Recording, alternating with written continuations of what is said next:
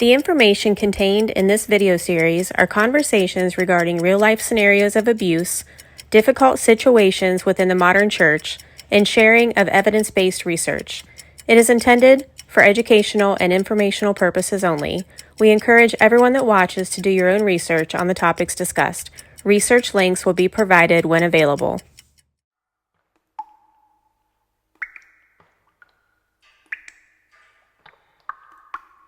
Well, we can go ahead and jump right in. This is part 2 of our interview with Jimmy Hinton. The last time we went through a fairly large series of questions.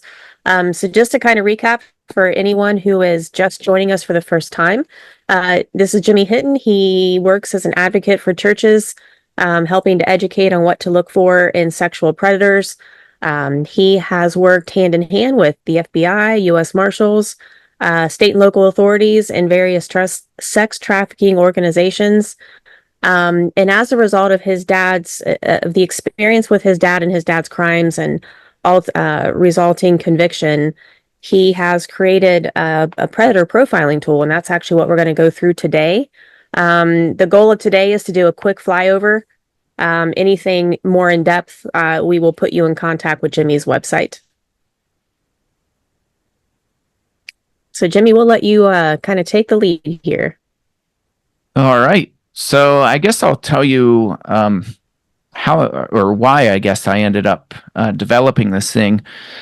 And, I wrote about this in my book that it really haunted me and it haunted our family that we missed the signs, whatever that means. I've since heard about all the quote unquote red flag behaviors and I've looked at all that stuff and was very dissatisfied because a lot of those signs that you see, typically by the time you start seeing those things, it's way, way, way too late. Yeah. And so I was reading Matthew chapter 7, where Jesus says, I'll quote it, Matthew 7:15-20, "Beware of false prophets who come to you in sheep's clothing, but inwardly are ravenous wolves. You will recognize them by their fruits. Are grapes gathered by thorn bushes or figs from thistles?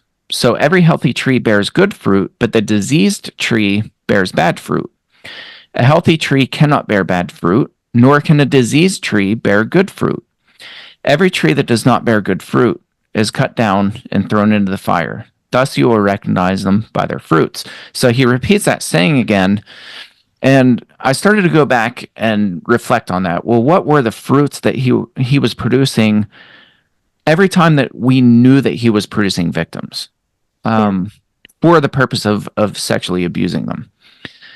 And I started writing them down, and I was getting really frustrated because I was like, wait a second. Like, these fruits that he supposedly was producing all looked really good. And so it didn't make sense to me because Jesus makes it sound like this is very obvious. And he also makes a point that good people or good trees can't bear bad fruit. And diseased trees or bad people can't bear good fruit. And so I made this list. I started writing this list down and it kind of grew from there. But what I found was that it actually came from talking to my mom. She talked about a watermelon that she had bought that was really beautiful. And it was like the perfect watermelon. And she gave it the thump test. And she said, I cut it open and it was completely rotten on the inside. And kind of this big light bulb went off in my head. And I was like, that's it. Like, the reason that abusers are so good at what they do is because the fruit that they produce, even though it's bad fruit, on the outside, it looks really good. It looks enticing. And that's why adults are always fooled whenever, and even defend abusers whenever they're accused of abusing a child.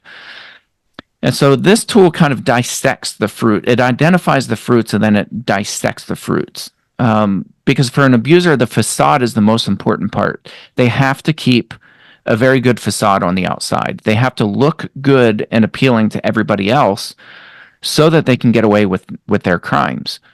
And so that was kind of the genesis of this in a nutshell. Okay. So we have the document up that you sent us, the PDF. So just tell us where you want to go. All right. I think we'll start with the first fruit, but I'll give a little bit introduction to that too. So, I have like this picture of a tree, and it shows like this downward spiral. And so what's above ground is the tree with the hanging fruit. That's the facade that abusers put up. And that's really important for them to maintain. But what's down below, and this is very scriptural, what's below the surface of the ground is the heart. So that's where the roots begin to draw down, and that's where they get their source of nutrients, so to speak, from. And so the heart is really hard for us to see because we don't want to be judgy. We don't want to, we don't want to falsely accuse people. And so we typically don't want to look into people's hearts because that would mean that we have to dig really deep and that there's a possibility that we're going to get it wrong. And so most people don't look at the heart, but like Proverbs 27:19 says, as water reflects the face, so one's life reflects the heart. And then, of course, James talks about this downward spiral where he says, each person is tempted when he is lured and enticed by his own desire. And so desire and curiosity fuel this temptation for the abuser.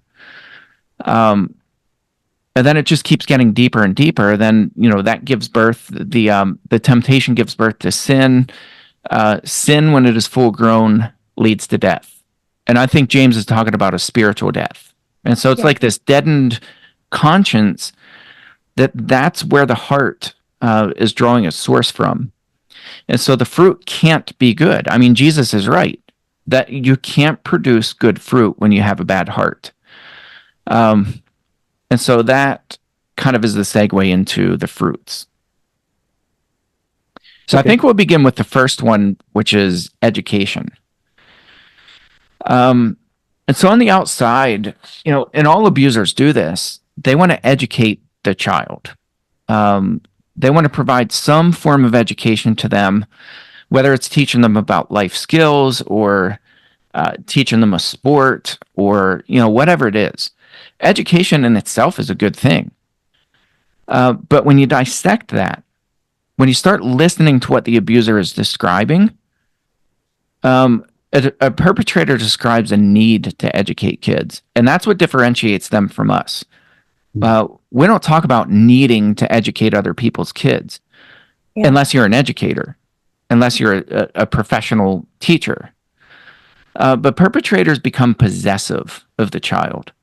And so they'll find opportunities, they'll make opportunities to instruct that child alone. And that might be before or after church Bible studies. But privately, what they're teaching the kid is about sex education. It's masked as such a sex education. For example, how to put a bra on, how to change underwear, kiss, and even perform sexually. They end up becoming possessive of Bible studies. They're the only one who can teach the child. They're the only one who connects with the child. And so they kind of write off anybody else who wants to educate that child. And that ought to be a major red flag to us. When somebody starts becoming possessive of any child, that ought to be a major red flag. Yeah. And then the next one is life skills. Again, he's describing this need to teach a child life skills, how the real world really works. And they'll do this through nature hikes, campouts, things like that, where they're taking them outside and they're teaching them about nature. And then this is where bribery takes place. They offer companionship for this quality time that they spend outdoors. They might teach them to drive a car. And this is, keep in mind, these are underage kids. These are minors. So they're not old enough to drive, but yet an abuser will sit them in their lap, or they'll put them in the driver's seat if they're big enough to reach the pedals. And it'll be like one of these, don't tell your parents that I did this. Well, to the kid, that's super cool. Like it's this great experience. And so the kids don't tell. 9.5 times out of 10, they'll never tell the parent, and the abuser knows that. And if you guys have questions about any of these along the way, just let me know. Yeah, I was just going to make a quick comment. I think it was on the previous slide, but it just stood out to me is that, and the way you're describing these activities, like, driving a car when they're too young to, I noticed on the previous slide that you mentioned, that the kids will defend the abuser. Mm-hmm. Yeah. Yeah, because and that's the crazy thing about this, and why it's so confusing for kids, is because they're actually teaching them something, like they teach them some good things, some things that are benign, but in the process of that, they're also sexualizing the child. And so it creates this confusion, and the kid gets bonded to that adult really quickly. And so, a child doesn't have enough filters to be able to reason through that and be like, oh, wait a second, I'm being abused. And so that's why, it's almost guaranteed that an abuser is going to get away with it. And they know this. They absolutely know it. So they're not scared. It's not like they're intimidated and they're, like, oh no, I hope I get away with this. They know that they're going to get away with it. What did you say the statistics are that it was a really small percentage of sexual abusers are actually caught? Like under 10? I don't remember what the stats are, but I mean, it's very few. I know there's one statistic that says the average male pedophile abuser will have 150 victims. That's not instances of abuse. That's individuals that they've sexualized, that they've abused. Wow. They'll have about 150 before the time they get caught, if they ever get caught, but most of them never get caught. And so that's why, Jesus is saying, like, you'll never hear him talk about wolves, where we need to pray for them, love them like our enemies. Like Jesus talks about loving your enemy, but he never says that about wolves. Yeah. Ever. So I think that's really important. Like, theology has to match our practices, because bad theology leads to bad practices. And 9 churches out of 10 are going to look at an abuser, even when they know that they've abused multiple victims, been convicted, spent time in prison, and got out and are on a sex offender registry for the rest of their life. Churches will still look at that individual and be like, but we're all sinners and everybody's deserving of God's grace. Well, that's not what Jesus says in Matthew 7. And that's not the only place, So you have to distinguish between somebody who has good motives and sins, and somebody who has bad motives and always sins. Like they're really good at putting up a facade. Yeah. And most people aren't good at doing that. So this next fruit is images. Again, on the outside, creating an image for a child or upholding the image of a child in itself is a good thing. Complimenting a child and telling them that, they look nice, even though it's creepy. It has a creep factor to it. In itself, it's not necessarily a bad thing. But the perpetrator is obsessed with taking pictures of someone else's child, or their own if they're abusing their own kids. They'll post pictures online publicly to social media. They'll post pictures of themselves with the child. Oftentimes the child's sitting in the lap of the perpetrator, and they'll post it blatantly online. And people are like, oh my, look how good they are with kids, because they don't cut that fruit open and say, wait a second, you're posting images of my minor child, putting them online and talking about how cute and adorable my kid is. Like, that shouldn't be okay with any of us parents. He takes random photos of kids, lots of them. I remember one time that my dad, this was not long before he got arrested, And this was one of those things that looking back, we were like, wait a second, like this is incredibly creepy. But we were at a waterfall at a state park that's close by. And there were these teenage girls, and they couldn't have been probably 13 years old. And, you know, it was a hot day, and they're wearing a 2-piece bikini. And he pulls his camera out, and they're up on top of the waterfall, and he's down below, and he's just like taking, I'll bet he took 50 plus pictures. And the girls noticed it. And at one point, one of the girls she just stopped and was like, you know, like doing a sarcastic, like, all right, you're going to be a creep and take pictures of us. Here we are, you know? That's not normal. It's not normal adult behavior. Yeah. So at church functions, a wolf is going to walk around either taking pictures with a physical camera or phone, or they're taking mental pictures.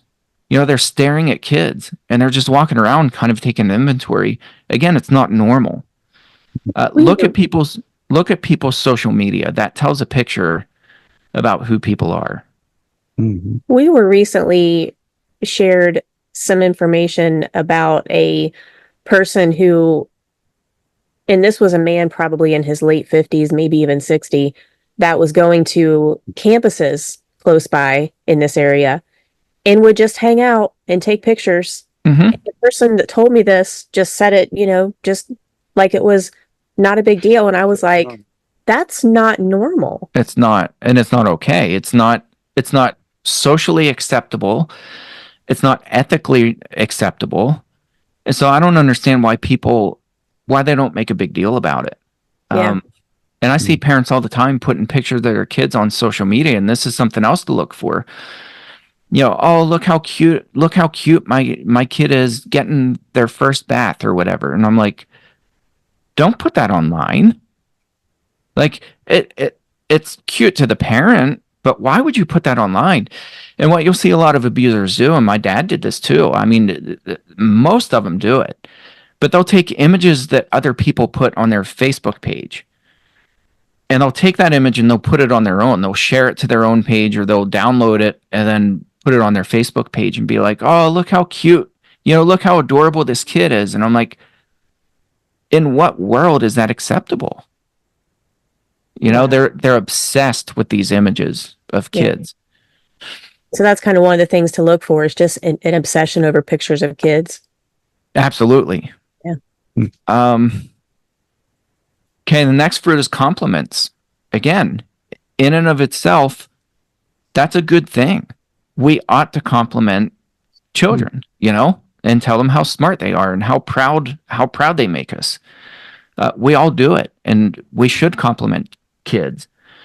But what a wolf does, if you cut that fruit open and look at it, they'll make inappropriate comments about how cute or sexy or adorable a kid is. They'll talk about their hair or stroke their hair or offer to braid their hair, you know, like just really over the top, inappropriate compliments. One of the things that I do, like if I'm profiling somebody, I'll look on Facebook and even YouTube. YouTube's a little bit harder because you can't tell who likes videos. But on Facebook, if I see that somebody's obsessed with a minor and they're putting pictures of that minor online, if the kid's old enough to have a Facebook page, I'll go to their Facebook page. Mm-hmm. But if they're not old enough, then I'll go to their parents' Facebook page and just start going through a post and look at how many likes and hearts and comments that these people put on pictures of kids. And it's not just pictures of kids. It's like you almost learn to think how an abuser thinks, like what they would like, you know, what hair color, what eye color. You know, a lot of times they'll have preferences, age of the child, age range. And you start looking and you're like, holy cow, like there's this one guy, he's a single guy, claims to be a pastor, but he's like, you know, has this house church kind of thing. He bought an old church building, which is creepy in itself, because he turned it into he called it a children's home, unlicensed, and he's bringing kids in, like kids that have troubled home lives, all girls. And he would post pictures of having like paint parties and food fights in the kitchen and sleepovers. Like, he's taking pictures of the kids sleeping in the same room as him. He would put these air mattresses on the floor, and I'm like, Oh, wow. this isn't okay. Well, then I started going to some of these kids' Facebook pages, and he'd be like, he had pet names for them, which I'll talk about that later on, but he would say, "Oh, you're so sexy," like using the word sexy. And I'm like, this is insanity. He wouldn't do it on his own page, but he would go to their page because he knew typically people aren't looking. Yeah. And he was making all these inappropriate compliments of these kids, which was very sexualized. Wow. So, again, look for possessive language, like look at my little sweetie or my best friend. When they're given compliments, if that language shifts to a possessive language, I'm very suspect. Yeah. Mm-hmm. Okay, the next one is personal time. Again, in and of itself, it's not bad to spend personal time with kids. Inappropriate context.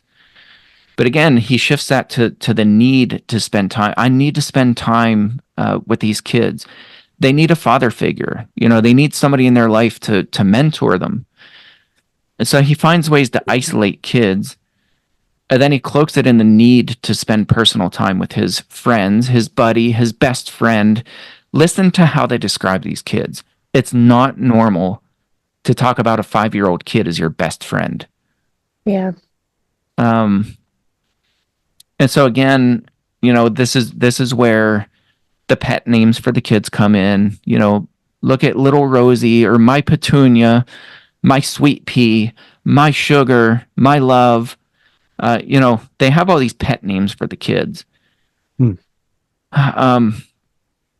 so the irony is that in order to gain personal time with victims, the wolf is talking about how he needs to have his own personal time, to unwind. This is my way to unwind.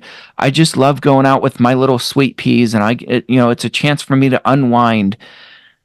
You're using somebody else's kids to unwind? Like, that's not okay. And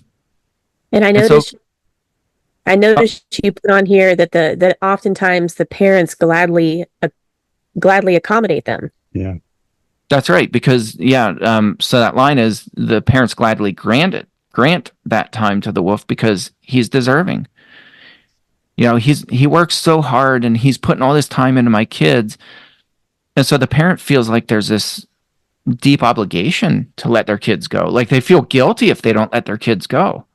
Yeah. As if they're depriving this person of this time that brings them so much joy. So it's a vicious cycle, and you can see how it's not like parents are like, oh my goodness, this guy has red flags all over the place and I hope my kid gets abused. Like, that's not what's going on in the mind of the parents. Right. The parents are being manipulated to feel guilty for not letting their kids go and spend time with this person. So the next fruit is caring. Again, it's not a bad thing to care for children. But when you split that fruit open, it's the person who holds superiority to others in how much they care for children. And they talk about this obsessively. They'll brag about their level of care, how much time they spend together, how much they text. That ought to be a major red flag. No. Why parents allow their minor children to text with other adult men or women, for that matter, is beyond me. But it happens all the time. He migrates to positions where caring is normalized because they don't want to look like a creep. An abuser typically doesn't look like a creepy person. Mm-hmm. Until you start digging a little bit deeper. But, on the surface, they don't look creepy, and that's by design. So they'll go into positions like youth ministry, counseling, preaching, school teacher, young adults minister, Sunday school teacher, volunteer. Counselor. Yeah, absolutely. So The caring's not limited to children either. Again, because they don't want to look like a creepy person who's isolating kids. And so they're caring to everybody. They visit the sick, the depressed, the dying. They give of their time. They give of their money. They're very, very generous people. Prayers. And they're dishing out this caring, nurturing thing to everybody. And so people aren't looking at them like, oh my goodness, this person's creepy because they're visiting people in the hospital. They're thinking the exact opposite. Mhm. What's a term that you hear often for abusers after the fact? Almost always. They were a pillar of the community. Yeah. Yeah. We had no idea that, and the reality is, in a lot of ways, they were the pillar of the community Mhm. on the outside. Mhm. But what's their motive for doing these things? And do they brag about it? That was my dad. Like, he did all these things. He was very generous with his time, with his money, but then he would brag about it. Be like, I spent hours and hours and hours, visiting with so-and-so. And I'm like, when I visit people, I don't want people to know, like, as far as bragging about it. Yeah. Like, So I we guess shouldn't. one of the things that on this particular area of, excuse me, of caring that somebody could keep an eye out for is, I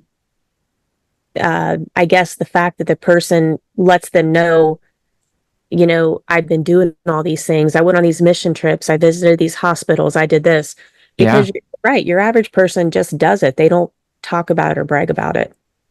They certainly don't post it on Facebook and be like, I just care so much for kids. And that's the other thing. Like, they'll talk about how much they love kids and they connect with the kids and they just love and adore these little kids. And I'm like, my wife and I talk about this, and maybe we're abnormal, but we're not generally fans of other people's kids. Like, going out of our way to spend time with other people's kids. Like, we do with our own, but I'm not going to neglect my kids or obsess about spending time with other people's kids. At the end of the day, like, I want to be with my family and I want to spend time with them. Yeah. Not other people's kids. Yeah. So the next fruit is love. And that's a big ticket one, right? Because it's the greatest and second greatest commandment.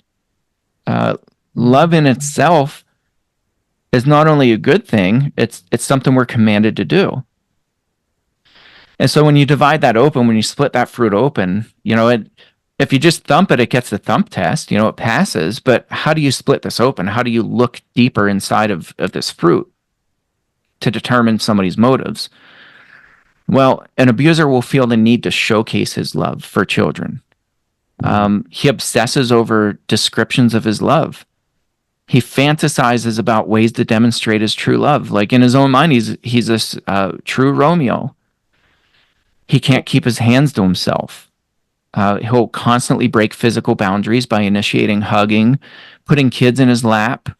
Talks about the gravitational pull.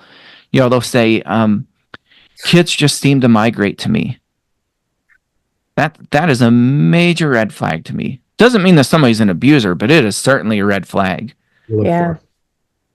And that terminology, by the way, that exact phrase is used so often by pedophiles. It's so often that's used. And so, we look a little bit deeper at the same time that he has this budding relationship with these kids that they just migrate to me. His relationship with his wife or his girlfriend, I'm using he for abusers because most pedophiles are males. Yeah. But there are certainly females as well. But their own relationships are strained. And this is harder for us to see because we're not inside the home. Mm-hmm. But in the home, he'll have a different relationship than what he portrays in public. And in public, his wife feels that he's being fake because at home, he's often the total opposite. he's neglectful. At a bare minimum, he neglects his wife. But in a lot of cases, like, he'll be degrading, verbally abusive.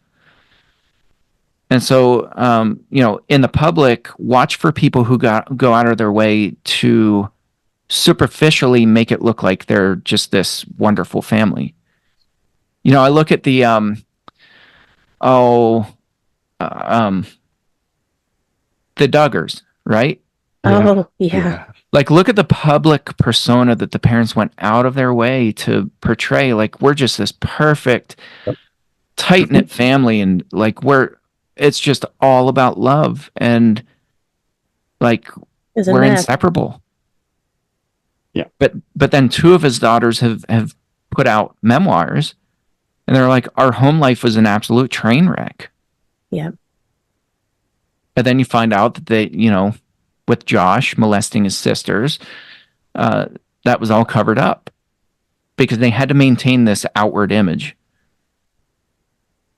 So, yeah, watch out for that one. Counseling. On the outside, right? It's not bad to provide some form of even informal counseling to kids or mentorship or something like that. But the wolf is going to see himself as the great comforter. He's always the first to step up to counsel children. Mm-hmm. He studies psychology, especially child psychology. He rarely allows other adults to be part of counseling, because you can't talk about the private things that the kids talk about and share, because they really open up to me. That's what an abuser is going to say that. Like, they just seem to really open up to me, and they share things that I'm not at liberty to talk about with other people. That's a red flag. Like, unless you're a paid therapist, who ought to have the parents in the room anyway when therapy is being done, you're not a counselor. You're not a child psychologist. And so why are you counseling kids when that's not your profession? I ran across a gentleman who is a counselor. And he was actually, I think he preaches sometimes too, but he had talked about an instance, and he was speaking about this in a public forum. So, but this is a divorced man, and he was talking to the congregation about a 16-year-old girl that he had counseled in his office. And he was talking about her from the pulpit and about how he had come down on her because when she was sitting there across from the desk from him, her breasts were hanging out. And he was telling the congregation about how he had told her that she needed to dress more appropriately. And just listening to that, I felt so uncomfortable. I said, first of all, I thought to myself, why is this single divorced man counseling a 16-year-old girl, or 15, however old she was, by himself? Right. Exactly right. Yeah, I can't think of any context where that ought to be appropriate. Yeah. No. And being the counselor of this kid also puts yourself in a position to discipline, which abuser, we'll talk about that too. That's another one of the fruits where they're the one in the position to discipline the kid because they know the kid really opens up to them. And so they're in a position to be able to discipline them for their own sake, and get them on the right track. Like, oh my goodness, this 16-year-old's breasts are, hanging out, and I needed to tell her that's not okay. Well, I'm sorry, it's not appropriate. No. And you shouldn't be in a counseling position with a minor child unless you're a therapist. Yeah. And the parents are with you. And you shouldn't open yourself up to all this. Yeah. It's just not okay. Well, and the fact that they're talking about that is almost like what would a word I'd be like a redirection. It's like, well, I told her she should do something about, and then it's actually covering up a redirection of maybe something happened, or maybe he was very much approving of what he was witnessing. But I have to take the stance that I did a disciplinary move. That's another one too. Well, and the secrecy, counseling by nature, if you put yourself in that position, opens itself to people sharing secrets, right? Because they're the only ones who I'm the only one you can trust to talk to. This won't go anywhere. I won't tell anyone. Mm-hmm. And this is all part of, that grooming process. And I talk about the difference between grooming and testing. But that's certainly, an abuser's way of gaining that trust and that, just that momentum where, of course, the kid's going to open up to them. Are you going to, at some point, talk a little bit about the differences between grooming and testing? I can do that, yeah. Wherever you feel most appropriate to put it. Okay. Yeah, maybe towards the end we can do that. Sounds good. Can we pause for a quick second for maybe an editing point? I need to blow my nose. Sorry. Kenny's got to blow his nose. All right, go for it. Let it rip. Must be the coffee from this morning. No. Yeah. Couldn't. Not ready to sneeze. It's getting so.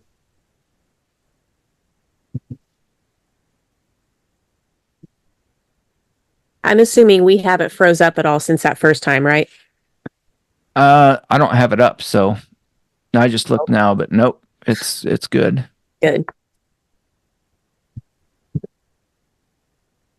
You good now? I hope so. I think I'm good now.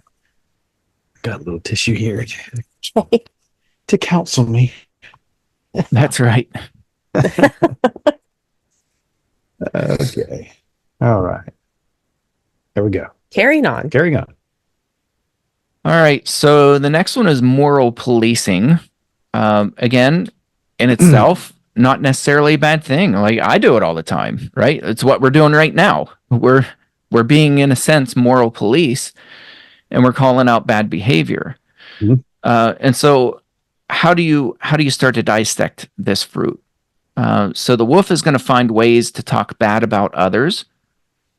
And usually it's people who we're close to, like good friends of ours, people we look up to, people we respect. And it's also people who they would suspect would ever catch on to him, because he's got to discredit people. But the put downs are framed in a way that the wolf is, in this really subtle way, he's morally policing others. Less skilled pedophiles are going to be obvious with their put downs, but highly skilled pedophiles, which I think the majority of them are higher skilled, they're going to frame it in a way where the listener identifies with the wolf. He's very subtle and calculated in how he frames the put downs.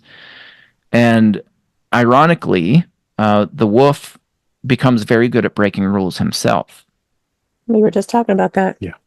Yeah. So they migrate to Bible stories where people were rule breakers. David is a classic example. David had he had an affair, and David, like they'll just start listing all this stuff that David did, had multiple wives, and like they're normalizing breaking these rules. But at the same time, they're extremely critical of other people. Did you know that so-and-so is an alcoholic or whatever? Secretly drinks at home. So, watch out for those kinds of things. Definitely have seen a little bit of that. Yeah, it's easy to spot after a while. Accomplishments. They at the same time that he's tearing the character of others apart, he's building his own up by talking about all the kind things that he does for others, especially children.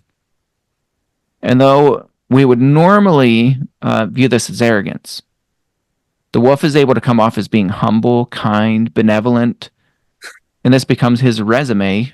This is the resume for the offender. So people view his past history with children, with all the accomplishments, and they begin to recommend him as a babysitter for their friends. And this one's really important because, like, I think about my dad, people wrote him letters of recommendation to babysit. Like they were actually writing letters saying we absolutely recommend him to babysit because he's so good with other people's kids. He's like a gentle giant. So yeah, I listen to people who brag about their accomplishments, because for me, like, for normal people, we don't really care about our accomplishments. Like, we're not going to brag to other people and be like, look at what all I've done, and it's just such an arrogant thing to say and do. But the abuser does it all the time, and people buy into it, and they're like, they talk about how good they are with kids, especially. Like, I'm so good. Like, kids just love hanging out with me. They love spending time with me. And my dad used his position as a father of 11 kids and the grandfather of multiple grandchildren. He would talk about that to other people. Like, I just loved raising my family, and I've spent so much time with my kids, and I'm just so good at it. Like, he talked about how good he was at it. That ought to be a red flag to us. It's funny when you say that, because as I'm sitting here listening to you describe that, that is strange, because I mean, I consider myself pretty good with kids, but I don't ever go out there and talk about that, That's right. Yeah, exactly. Yeah, exactly. It's so weird, and they're so good at framing it.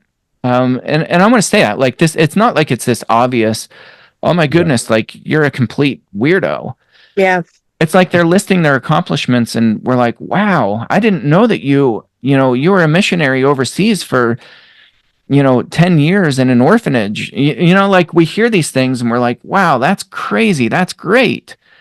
And so they're framing it in a way where it sounds enticing to us, and that ought to be the first clue, right? Because most people, like, I have a sister who spent her and her husband spent 4 years in Haiti, and they talk about the work that they do, but they talk about it with exhaustion, and they're like, yeah, it was such a tough work, and it was lonely, and it was like, it was this, we had this love-hate relationship with being missionaries overseas, and you'll hear a lot of missionaries talk about it that way. But the abuser, it's all good, it's all fluffy butterflies, like, the Lord was with me, and he just blessed me with all these children who just came to me when I was over there. And whoa, what? Like, listen to the language. Is it possessive? Are they talking about being this magnet where all these kids just, the Lord led these children to me? I hate that expression. Wow. Because abusers use it all the time. The Lord brought these children to me. Like, that's just creepy and weird. Like, it's one thing to say that God blessed me in the work that I did. It's another thing to say, the Lord led all these children to me. I just love children, and, he brought my little sweeties to me. Again, it's that possessive language. Yeah. Wow. Yeah, the next one is protection.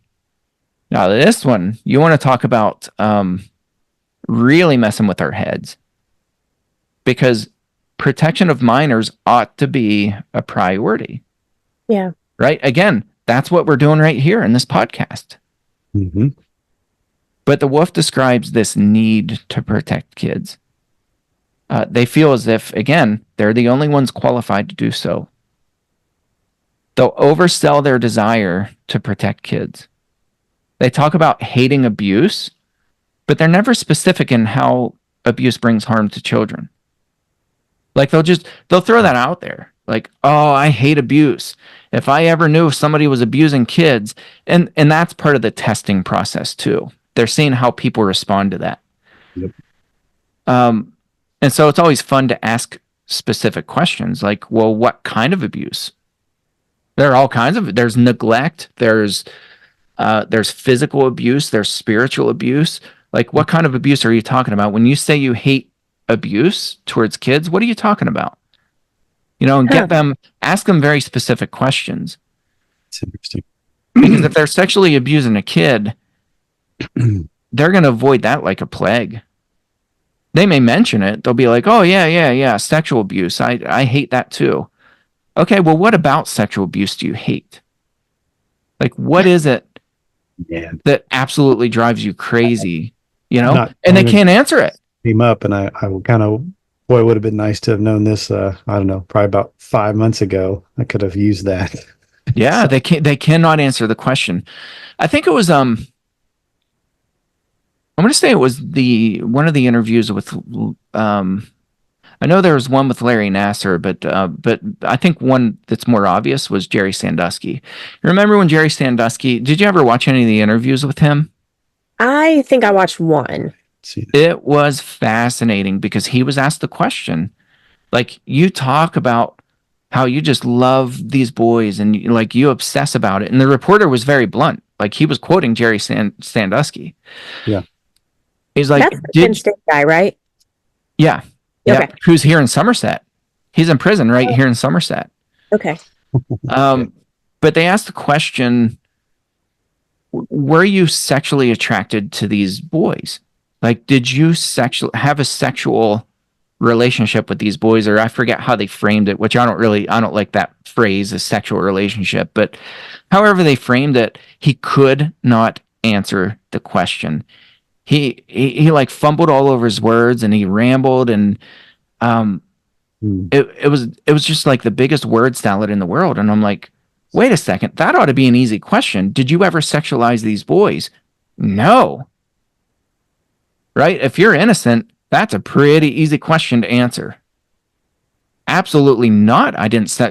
Why in the world would you think I would sexualize these kids? Yeah. But that's not how he answered it. When he was asked a specific question about sexual abuse, he could not answer the question. Wow. Interesting. So yeah, when somebody's a protector, I would ask very specific questions. What do you mean? What are you protecting them from? What types of abuse? What about the abuse makes you uncomfortable? And if they give you a whole big word salad and never really give you an answer, it's not looking so good. That fruit's not looking very good. Yeah. One of the things we have noticed is whatever sin they're committing, they either protect it or avoid it. Mm-hmm. And on the protection side, one of the things we've noticed within the church is, let's say that you have a man who is using pornography. He will defend the use of pornography. And I that to me is a huge tell. I've seen that one. That's right. Yep. That's exactly right. Yeah. Great point. Here's the next one. Shelter. Again, on the outside, providing shelter for kids, pretty important thing. But what the wolf does is he describes his need to provide shelter. Remember the guy I told you about that bought the old church building and used it to house these troubled kids who they need to get away from their home. They need to spend time with Uncle, what do you call him? His name is Don. Uncle Don. Well, he's not related to any of these kids. So why is he referring to himself as Uncle Don? Wow. And why is he putting kids up in his home, having sleepovers, and taking pictures of them sleeping on an air mattress next to him, and sitting in his lap?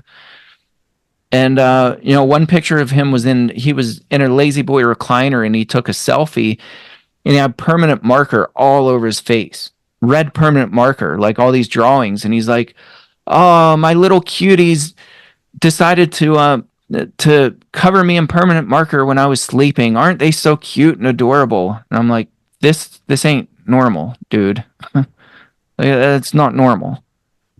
Wow. And these kids were ones that didn't have families, you said, so they had broken families, and that's not always the case for abusers. Like, I know that's one of the red flag behaviors that people talk about. Like, they'll migrate to people with broken homes and unloving families and things like that. That's not always the case, but certainly sometimes it is, just because it's low-hanging fruit. Yeah. And for Uncle Don, that it was just an easy opportunity. Wow. And so again, they become possessive. It's this need to provide shelter. Who either takes stray kids into his home or he'll fantasize and vocalize his desire to do so. He obsesses about sleepovers, but only with kids. Jerry Sandusky, right? He had all these boys sleep over in his basement.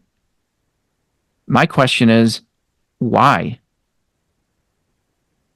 I mean, my kids have all kinds of friends, and we don't even have their friends have sleepovers in their house, let alone somebody who's a single man, or like Jerry Sandusky, your kids are all adult and growing up, and you're having all these boys over for sleepovers. Like, it's not normal. It's not okay. I think that's one little tidbit here is I've heard this exact example on several occasions within the last couple years, where I've heard stories of kids sleeping over at a single man's house, I automatically would think that how can any parent be okay with that? But they are. Yeah. Well, like we talk about this in the fruit. So, they have a response for the parent, because parents will say something like, well, no, I don't allow my kids to participate in sleepovers. Yeah. And so the wolf comes in, and they've already shown these other fruits on purpose, right? That we talked about before, and nobody's taken time to cut them open. And so they're the great protector. They're the comforter. They're the counselor. They're the mentor. They're the one who loves the kids. And so the wolf's response is, well, I'll be there to watch your little sweetie. She's safe with me. It'll do her good to come out, to sleep over, and to build her self-confidence, spend a night away from home. She's been sheltered. And the parent will say something like, reluctantly, but the parent will say, you know what, you're right. She has been a little bit clingy, and I'm pretty worried about her. Thank you so much for caring about my kid. You're the only person that's ever taken the time to really care about her. It's like the fox guarding the hen house. Exactly right. And that's how parents, it's not that parents are careless. Yeah. Sometimes they are, but usually it's not a case of parents being careless. It's a case of flattery, smooth talk, pressure, manipulation. And then I put at the bottom of each of these persistence. The abuser is always persistent. They don't stop. They're not going to take no for an answer. Wow. And if you give them no as an answer, you're going to walk away feeling pretty bad about it. They just naturally have a way to make you feel guilty. So for me, that's a major red flag. If I walk away from any conversation and I feel guilty about anything, my brain is like, what's wrong with that person? Not what's wrong with me. Most people are like, what's wrong with me that I feel guilty? For me, I'm like, all right, what happened in this conversation that made me feel guilty? Because I don't normally walk away from conversations feeling guilty. That's actually a really good observation, Jimmy, because at the core of every predator type person is deceit and manipulation. And that's one of the things I've noticed is their go-to methodology is to get what they want by by guilting us into it. That's right. Yeah, absolutely. All right. The next one is parenting. Again, parenting. I don't know if this one looks so great on the outside because, again, maybe my wife and I are different, but we certainly don't feel the need or feel it's appropriate to parent other people's kids. And we certainly don't want other people to parent our kids. But the abuser feels this need to be a surrogate parent. He or she will become the parent that the child never had. He obsesses about spending time with children in vicarious parenting role, while talking about the absence or the busyness or the incompetence of the biological parents. It doesn't necessarily have to be they're putting down the parents. They might just say, like my dad did, like, oh my goodness, you just look so overwhelmed. You look tired. Why don't I take your kids just give you an hour? And then I don't know if you guys are familiar with very good friend of mine, Les Ferguson. He's the minister who his wife and son were both murdered. And it was on their wedding anniversary. That was 10 years ago. Was it 10 or 9? Anyway, maybe it was more than that. Time blurs together. But anyway, Les Ferguson wrote an excellent book. He's a very good friend of mine.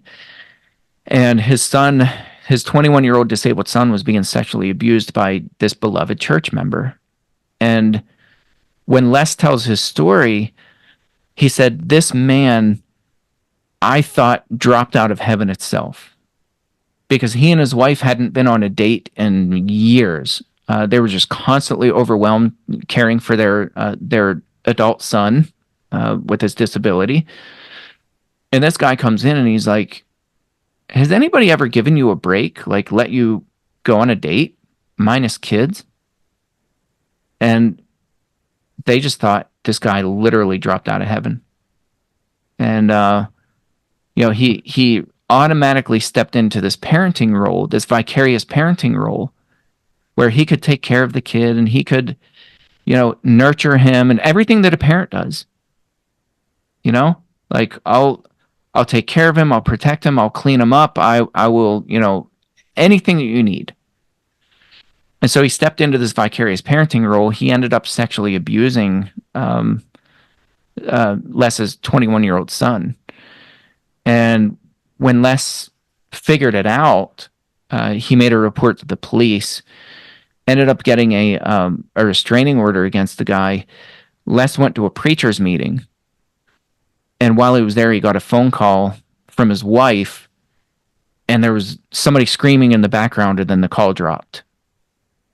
And the next call that he got was from a neighbor who said, Les, your house is swarming with like SWAT teams and police. And he was like, I just knew. He's like, I knew in that moment what had happened.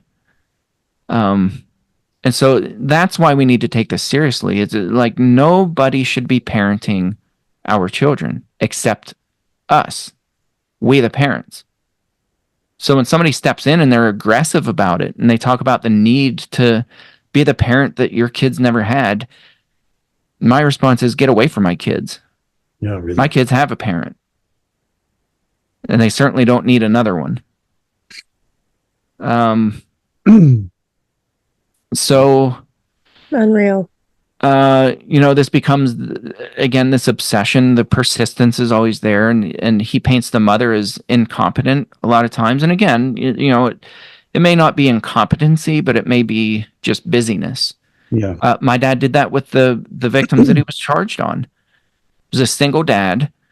The mom had just been arrested for physical violence against the kids. My dad stepped in and he was like, you look exhausted. I will be a spiritual mentor to you and the kids, and I'm going to let you go out. And the guy had, his name is Dave. He had a motorcycle. And my dad was like, when's the last time that you just got to go out and feel the wind in your face and just go out and ride and let your mind go?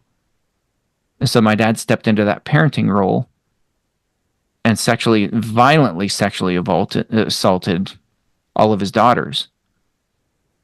And I put here, he doesn't stop until he wins. The abuser will not stop until he wins. Whether it's with your kids or somebody else's, he's going to step into that parenting role and he won't give up. And that ought to be a sign to us.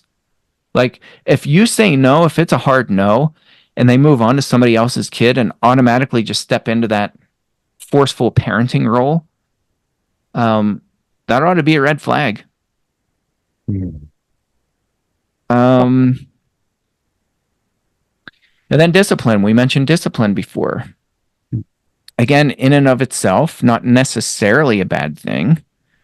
In inappropriate contexts, like my wife works at a daycare, and if a kid is about to haul off and hit another kid, she's going to discipline. She's going to, and I'm not talking about corporal punishment. Right. I'm talking about like a, hey, like that's not okay. Yeah. That's discipline. discipline in and of itself is not a bad thing, but where the abuser differs is he feels his obligation to offer discipline to a kid. Even if it's slight discipline, he's going to talk about lack of discipline that the kid has in his or her home. And a common phrase will be something like, Billy's a good kid, but I had to correct him when the breasts were exposed, like the example you guys gave. Yeah. It's a prime example of what they do. But they'll turn it into this positive thing where they'll say, that way you're not suspect. And they'll say something like, Johnny's rough around the edges, but boy, is he a quick learner. He responds so well when I talk to him. But I have to be firm. I have to use my firm voice. And so in using discipline, the wolf is grooming the parent to allow him to counsel the child in private. This is all cyclical. All these fruits work together. And they're so intertwined that it's like getting caught in a spider web. Before you know it, you watch a fly get into a spider web, and at first you'll see them like kind of bounce around and they can get out. But then after a while, it's like they start squirming around and, they start rolling, and next thing you know, like they're completely unable to get out. And that's how these fruits work. Hygiene. The wolf insists on providing personal hygiene for children. He offers or even insists upon bathing kids. My dad did this. That was something he had offered. We only had our daughter, and she was very young at the time of his arrest. But he was adamant that we go on a walk and he would bathe our daughter for us. When you come home, you won't have to think about bathing your daughter. And we were like, no. And we didn't leave him alone with her either. Because by that point we were like, all right, that's not normal. And he wouldn't let it go. Like, he kept coming back to it, that he needed to bathe the kid, our kid. And so they insist upon bathing kids, administering personal hygiene products for the kids. For example, soap, deodorant, tampons, suntan lotion. In private, what they're doing is they're creating sexualized games, using hygiene as an excuse, using lotions to massage children, photographing them, forcing them to perform sexually on the abuser, and or producing child abusive images. So watch out for the person who wants to provide hygiene. I had a conversation with a guy before that I had just met at, it was like a training for elders. And this guy was a song leader for the weekend, and just really bizarre personality to begin with. But he was a school teacher for inner city kids. And the way he talked about them was just, it was off. He was obsessing about them. Like, I just love these kids, and they just love all the things that we talked about. And I kid you not, in a personal conversation to me, he said, I have this one kid who I pick up who he's homeless at the time. And so I pick him up and bring him back to my place. And I even bathe him on the way to school. This is like a 14-year-old kid, juvenile delinquent. And I'm like, it caught me so off guard at the time, because that was like right after my dad was arrested. So I was so brand new to this. And I was like in such shock that I didn't respond to it. And then he just kept going. He went on to another conversation. Like, he intentionally slipped that into the conversation. Now what I would do is I would say out loud enough that everybody else around could hear. I would say, wait, you bathe a 14-year-old boy on your way to school? What do you mean by that? And you'll see them squirm, and they'll be like, wait, I didn't say that. And I'll be like, no, you did say that. And I'll say it loud enough so that people around can hear, because that's what they're looking for. Like, they're testing you to see how this person's going to respond. Like, if I say something really over the top, bizarre, and inappropriate, is this person going to call me out on it? Or are they just going to, 99% of the time, we're going to be in such shock that we're just going to let it go, and we're not going to tell anybody else. we're going to be like, did I really just hear what I thought I heard? Like, that's typically what our response is going to be. And so I train people that when people say something highly inappropriate and over the top, repeat exactly what they said in their words and repeat it loud enough so that other people can hear it and ask them to clarify what they meant. I'm going to keep that one. It's fun. That's a good one. Yeah. It's actually very fun. Well, and you said your dad kept boo-boo kits with Yeah. a lot of these hygiene products. Yeah. So he had gallon Ziploc bags that we found out later on from Dave, the guy that I told you about. You know, when I described what we found in his apartment, like we went out for coffee, Dave and I was like, we went in his apartment and he had these gallon Ziploc bags with like baby oil and, you know, like changes of underwear, kids' underwear and like bathing suits, and his face about hit the floor. He's like, oh my goodness. He's like, those were, your dad called those boo-boo bags. I'm like, boo-boo. I was like, please enlighten me. What the heck are boo-boo bags? He said, your dad used to bring boo-boo bags for each of my kids and lay them on the kitchen table. He would display them like intentionally. And he called them boo-boo bags, and because they had Band-Aids in and, you know, different things like that. And so he was showing the dad that, you know, if the kids got hurt or whatever, he had these boo-boo bags and he would take care of the kids.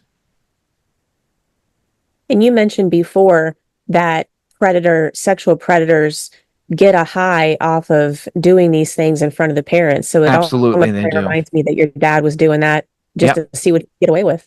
Yep, 100%. Wow. So yeah, I mean, watch out for all those things, because it's once you start cutting these fruits open, you realize like this isn't okay. Like it's not normal. It's not okay. It's not good. Like their intentions are not good. Right. The next fruit is food. A necessity, right? Something kids need. But what the wolf will do is he expresses the need to provide meals for kids. It's not just food. Like he's going to cook. He's going to provide these meals for kids. He'll either take them out to eat, you know, and it almost like when you take a step back now that we're describing it, you're like, wait, this looks like a date, you know, more than a kind person taking a kid out to eat. And especially the way that he describes it. So he'll offer to cook with them, especially at the wolf's own place of residence. He feeds them snacks on a regular basis. In private, food time almost always turns into some sort of inappropriate play or conversation, including food fights, body painting, consuming food off one another's bodies, drugging kids with flavored alcoholic drinks. We found that in Dad's apartment. He had all kinds of flavored. When we were growing up, we called them sissy drinks. We would make fun of adults that walked around with like the Zimas. And you remember Zima back in the 90s? Yeah. So like the fruity flavored alcoholic drinks. My dad had all kinds of stuff in his apartment, and we were like, that's funny. He doesn't drink. Wow. We had never, ever seen him or smelled alcohol on his breath, ever. Like he was adamantly against drinking. Like I think for him, it just was preference. He just didn't like it. But we're like, interesting that he has all these fruity little flavored drinks in his apartment. And like many of the parents of victims later on told us that we suspected that our kids were being drugged. Like they would come home like really groggy and just kind of out of it. Well, it turns out they were hungover. Yeah, that was, you know, food time was also drink time for the kids. And of course they didn't know they were consuming alcohol. But, you know, I mentioned that Don guy, like he would post pictures of food fights that he had with these kids at their sleepovers. And I'm like, this is not normal and it's not okay. Wow. So another fruit is play. The wolf likes to play games with the kids, especially games that involve physical contact of any kind. And that's because it seems innocent by the untrained eye. But for the wolf, he's building trust with the kids while literally groping them. Common games, spraying silly string, body paints, tattoos, the little stick-on kid tattoos, or like in Uncle Don's case, the having kids write on you with marker, whipping games, watching movies together, even though it's not, these aren't all sports, like it's just play.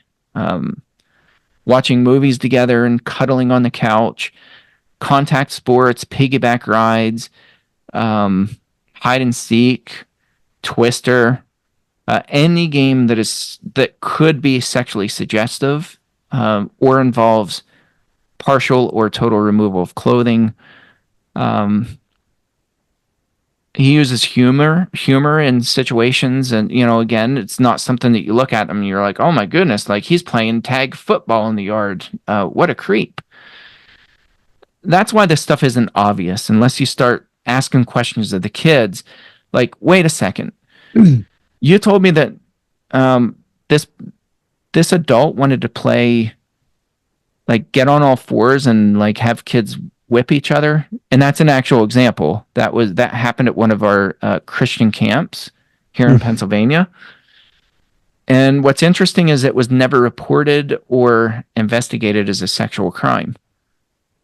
This guy was a board member at the camp, and he would have these boys in his cabin. He was also a camp counselor, and he would have the kids get on all fours, and he had different length ropes. They weren't whips. It was just like, rope or whatever.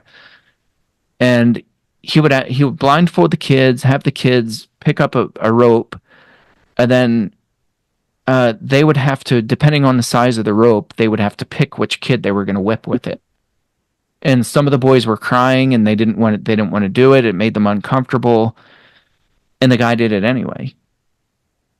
And one of the parents flipped out and like contacted the local news station. And I remember seeing that on the news, and I was like, I know that guy. Like, I know who he is. I didn't know him, but I knew the name. And I was like, this camp was already like a big no for my kids. Like it was on our hit list, so to speak, because there was stuff like this that went on at the camp, and like just weird, bizarre, inappropriate behavior that the adults were doing with the kids. And we're like, our kids will never go there. Unbelievable. They will never go to that camp. And then this came out in the news like 2 years later, and we were like, yep, we made the right call. Yeah. So yeah, watch for what type of play these abusers or people who we don't know are abusers are doing. Next fruit is transportation. The wolf offers rides to kids and almost always frames it as the child needs a ride. Again, look for this possessive language. He's too quick to create opportunities to transport kids. His MO is to do this alone. He'll use alone time in his car as an opportunity to grope the child, further groom, threaten, rape, or just plain offer companionship while transporting the child in his personal vehicle. And then I said many molesters use their car as a mobile grooming station. And what I mean by that is like the trunk has all kinds of items in the back, like the food that they use, toys, lubricants, camping gear, swim gear, children's clothes, sunblock.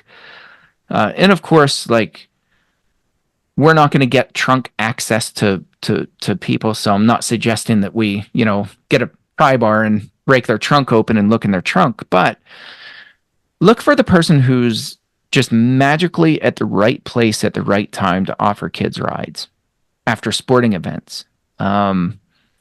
It's almost like they're creating opportunity to be the one who can transport kids. That's not by accident. And there are not that many coincidences in the world. There are a lot of coincidences, but this isn't one of them.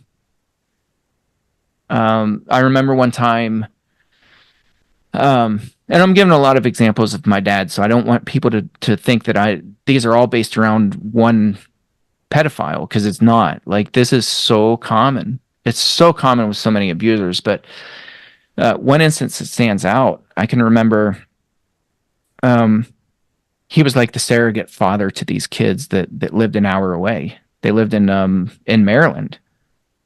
And he called up one of my sisters one day and he was like, "Hey, I'm going to be late to the family function because I have to run down to Maryland and bring this kid to their doctor appointment." What now? Wow. And he took this, 11, 12-year-old girl, supposedly, took her to a doctor's appointment. Well, why was he the one transporting this kid to their doctor appointment? Yeah. An hour away. Like, why are you driving an hour out of your way to take a kid, just you and that minor child who's not your own? You're taking this kid to a doctor's appointment? Like, that's not cool. How long before you found out about your dad did this happen? Not long. Yeah, that Not was long. within a year. Wow. But then looking back, like, the light bulb started going off and we realized, oh my goodness, like, there were a lot of times where he would offer to take kids after sports events, take them home. And he did. He was just always there at the right time, at the right place. And he was the one who was offering these kids rides home. He did that a lot. And, like if one of my siblings would invite friends over to the house, like their girlfriends, he would be the one to offer. He'd call the parents up and be like, "Hey, you don't have to bother bringing your kid out. I can come pick your kiddo up and, give him a ride." Well, magically, my sisters wouldn't be in the car with him. So you would show up and, something would come up where, they weren't able to come along. And so, but he was already there. And again, like, they provide opportunities where you can't say no. Because what parent, when the dad of your child's best friend shows up at your door, and then you realize that your friend's best friend is not in the car with their dad, what parent's going to be the jerk who says, "No, my kid's not riding alone with you. You can drive home and I'll follow you"? Like, none of us want to be that parent, and the abuser knows it. So it's like they're always forcing your hand, and they're always 5 steps ahead of you. Yeah, because they know the vast majority of people don't want to look bad. Exactly right. No. Exactly right. And we don't want to make somebody else look bad. Yeah. Because automatically, if you say no, even if you don't give a reason for it, if you just say, "Wait a second, no, on second thought, I'll bring my kid." Yeah. The implication is, right? The implication is, at a bare minimum, one, you don't trust them. And worse, what do you think? I'm going to do something to your kid in the car? Like, are you accusing me of being that kind of a person? And so they're constantly manipulating people and situations and words. Like, they manipulate everything. But let's talk about a healthy response. So let's just say the parent had a suspicion, and let's say the person transporting their child didn't have bad intentions. If a man from the church with good intentions were to come to my home to pick up my son, and I just had a bad feeling, and maybe it was unfounded, and I expressed, "No, I'll just take him myself," somebody that was coming from a good place wouldn't make you feel guilty. Exactly right. That goes back to what I said before. If you walk away from a conversation feeling guilty, I would the first question I would ask is, what is it about them that's making me feel guilty? Yeah, because, and I think that's good. As a parent, I don't let my kids just ride with anybody. Yeah. those are my boundaries. And if those are my boundaries, those are my boundaries. And if somebody's questioning me on that or making me feel guilty for that, that's not my problem. I don't have improper boundaries for my kids. Right. Yeah. I have an improper person who's making me feel guilty for having proper boundaries. Yeah. Yeah, I was just going to say that. I'm like, that a good person would not be offended. They would Not in the least bit. be like, oh, I understand totally, no problem. I can come back, or do you want to follow us? Or like, there's going to be no guilt. Yeah. That's right. Absolutely. Yeah. And interestingly too, like we see this with sports. My son is in baseball, and we literally, we can walk to the baseball fields. It's on the same road that we live on. It's, not even a quarter mile up the road. And sometimes we'll come back home and, he'll be at a practice or whatever, and practice is over. I've never had an adult offer to bring my kids home alone. Right? I've had them text me and be like, hey, you want me to just kind of hang out here until you can get up here? Like, practice is over.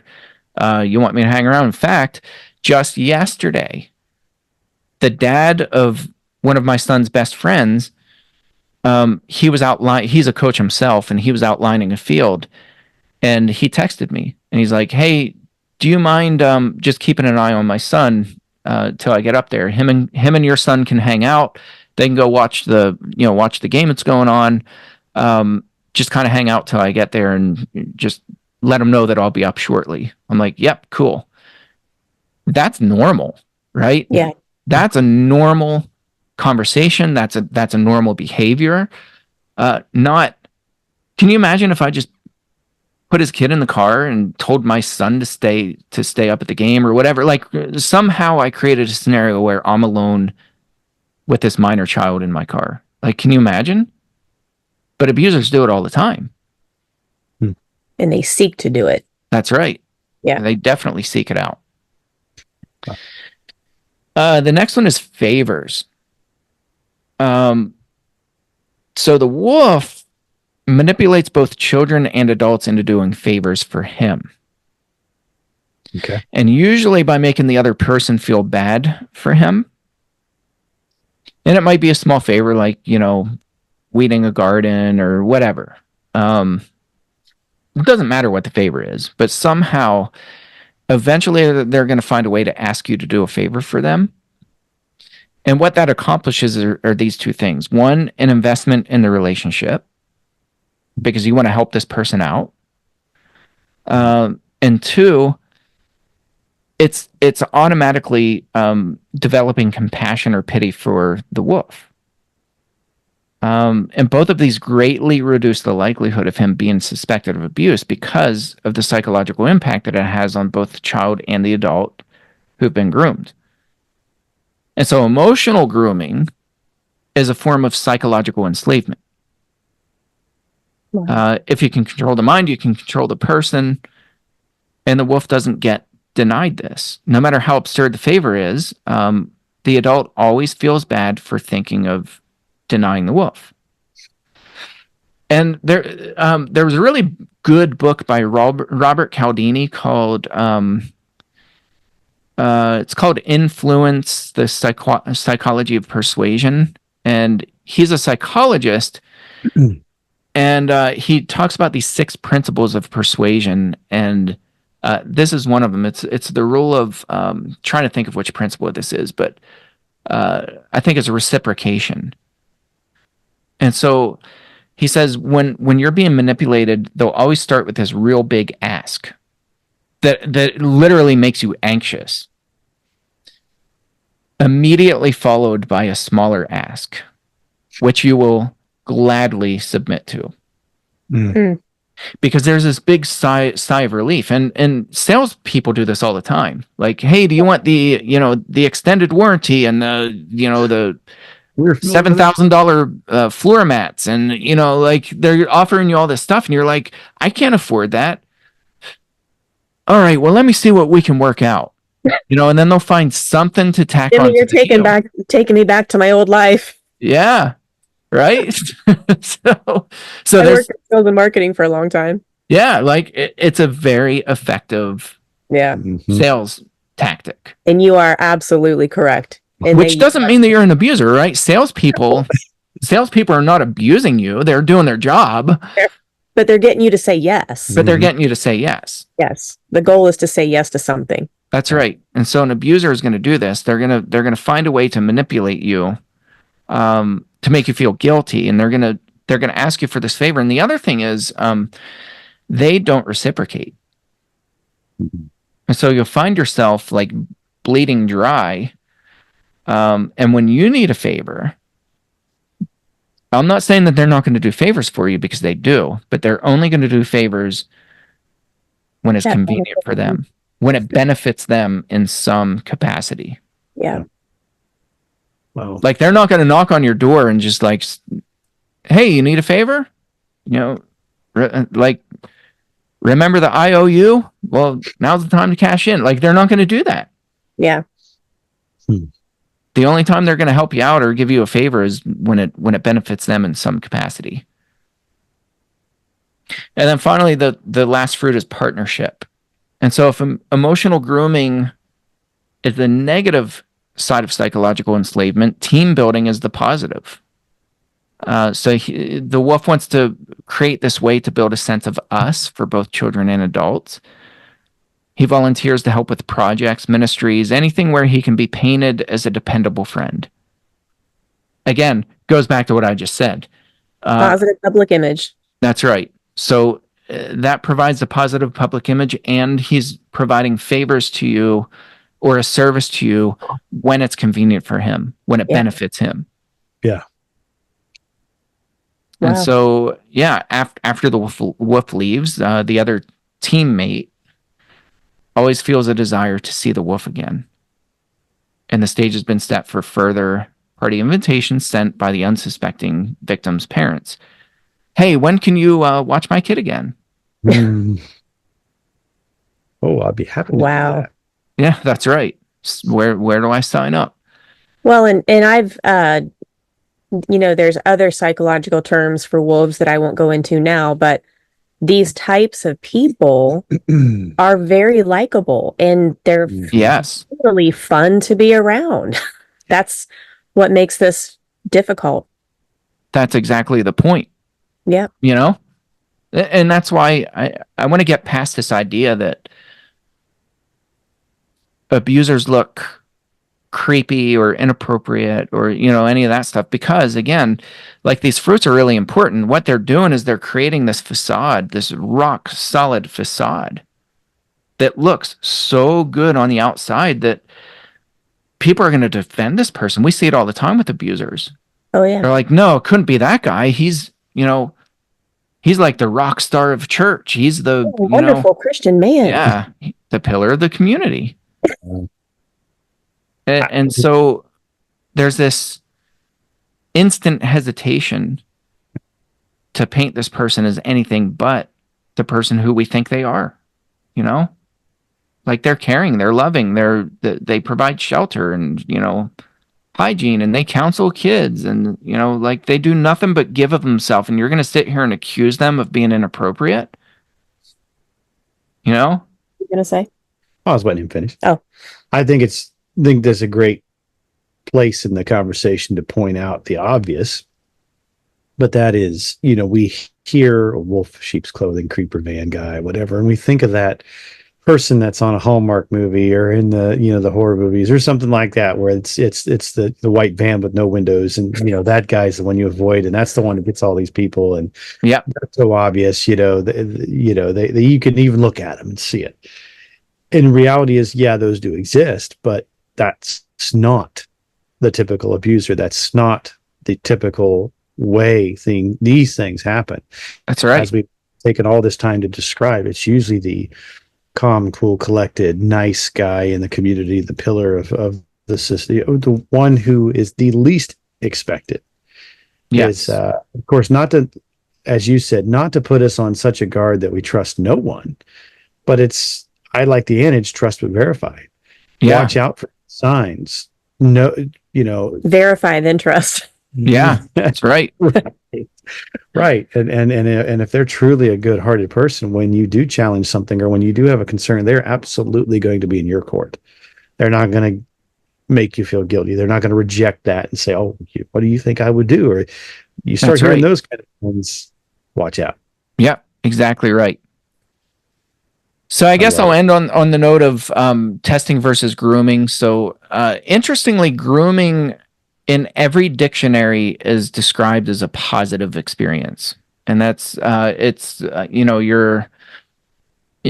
you're grooming kids, yourself, animals, grooming is always used in a positive sense. And so it's like nurturing somebody, taking care of somebody. And I wrote a blog post on this before, like the difference between testing and grooming.